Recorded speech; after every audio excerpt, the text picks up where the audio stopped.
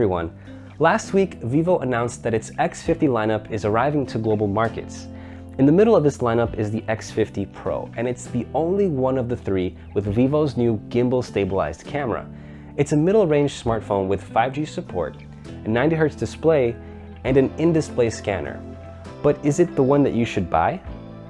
I'm Ricky with GSM Arena, and this is our review of the Vivo X50 Pro.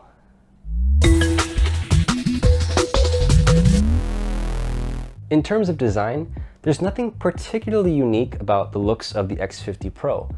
Although it has a very conventional design, Vivo has managed it well. The phone feels thin and light for its size, and its ergonomics are great. It's curvy, both on the front with the screen's curved edges, and the matte glass on the back does taper in as well. Both panels of the glass curve into the thin metal frame. The matte gradient finish of this alpha gray model does help with the grip and hides fingerprints. Speaking of which, the X50 Pro's got an under-display fingerprint scanner, which is fast and accurate. The detection area of the sensor is on the small side, so you'll have to hit it just right. Meanwhile, there's a 32-megapixel selfie camera at the upper left corner of the screen. At the bottom is a dual SIM tray, though there's no slot for a micro SD card, so do keep that in mind. Next to that is a USB-C port and loudspeaker. The X50 Pro does not have a headphone jack, but the bottom is flat enough for the phone to stand up on its own, if that's worth anything. The phone feels solid and well built, but sadly isn't officially IP rated for water resistance. The X50 Pro has a 6.56-inch AMOLED screen with curved edges. The screen supports HDR10+ content in Full HD+ resolution, which makes out to 398 pixels per inch.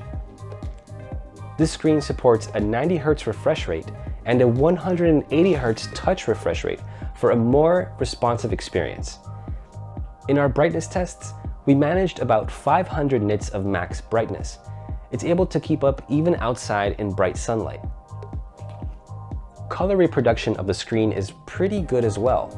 With some tuning though, it can be very color accurate in both sRGB and DCI-P3 color spaces, if you're into that sort of thing.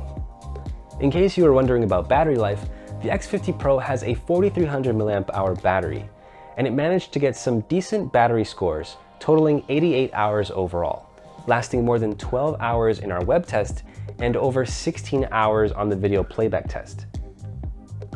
The included flash charge adapter outputs 33 watts and can recharge the battery to 55% in half an hour, and it reached a fully charged battery in an hour and 10 minutes. The X50 Pro comes with a Snapdragon 765G chipset, bringing support for 5G networks. That's paired with 8GB of RAM, and it will come in either 128 or 256 GB of storage. Performance is what you'd expect from a premium mid-range phone. Dependable and reliable everyday performance, capable of running games smoothly. But if you're after more horsepower, the X50 Pro's price point is dangerously close to some other high-end performers. Out of the box, the X50 Pro comes loaded with Funtouch UI 10.5 over Android 10. The skin has come a long way, and although it's still a heavily customized skin, the interface is generally less cluttered, and most of the elements that mimicked iOS are now gone. You can fully customize the look of the UI with themes from the dedicated store. It lets you change the icons, fonts, color schemes, and transition effects of the UI. There's the Ultra Game mode, which controls game-centric features like notifications and screen recording, and there's a frame rate priority setting that works with supported games. The entire UI looks great and feels smooth in 90 frames per second. We're happy to see that Funtouch is shedding its desire to be an iOS copycat and provides a more Android-like experience. Finally, we arrive to the main attraction, the quad camera setup. That big honking camera is the gimbal stabilized 48-megapixel sensor. Then there's an 8-megapixel 5x periscope zoom camera, a 13-megapixel 2x telephoto portrait camera, and an 8-megapixel ultra-wide camera. The main camera is stabilized on Vivo's new micro gimbal system. According to Vivo, it can mechanically correct up to 3 times more movement than a traditional OIS system, using a dual ball suspension and electromagnetic induction to compensate for extra movement. We'll let you know how well it shoots video, but first let's take a look at the still image quality. Daylight shots on the main camera are generally good. They excel in all aspects except resolve detail, which we expected to be a little better. Otherwise, images provide great contrast and dynamic range, along with vibrant colors. Noise is kept low and sharpness is not aggressive. Meanwhile, the ultra-wide shots are not as splendid as the ones from the main camera. Although they do have nice contrast and accurate colors, sharpness isn't there, and neither are the resolve details. The 2x zoom portrait camera does as well as the main camera in colors, dynamic range, and contrast, but with average resolve details. For the most part, they look just fine. This camera is meant for portraits, and the ones we got with it generally looked great. Subject separation is mostly accurate, with nice skin tones, and a generous helping of software beautification. Meanwhile, the 5x periscope camera can take some nice shots. Even though it won't match Huawei's long zoom cameras, details and contrast are not bad, while colors stay true to life. Now, thanks to the added stabilization of the gimbal setup, the main camera does particularly well in low-lit environments. Even without using night mode, using a 1/8 second shutter speed handheld is no problem for this phone. These low-lit shots are excellent. There's plenty of detail and exposure with lively colors and great contrast. Even very darkly lit scenes turned out nicely. That said, night mode photos are even better. Shots do take about 3 seconds to capture, but the gimbal stabilizer and a steady hand produced some of the nicest night mode shots we've seen. Much of the noise is gone and exposures are better balanced. Color saturation even looks better and more accurate. There's a bright triple LED flash, which illuminated the scene very well. This will capture more colors and details at night. The front-facing 32 megapixel selfie camera took standard shots. They look generally okay, and if you aren't in ideal lighting, the quality just drops. We wish selfies were a bit sharper and more detailed, but at least the colors are spot on. The X50 Pro's video mode can capture up to 4K resolution at 60 frames per second with its main gimbal stabilized camera.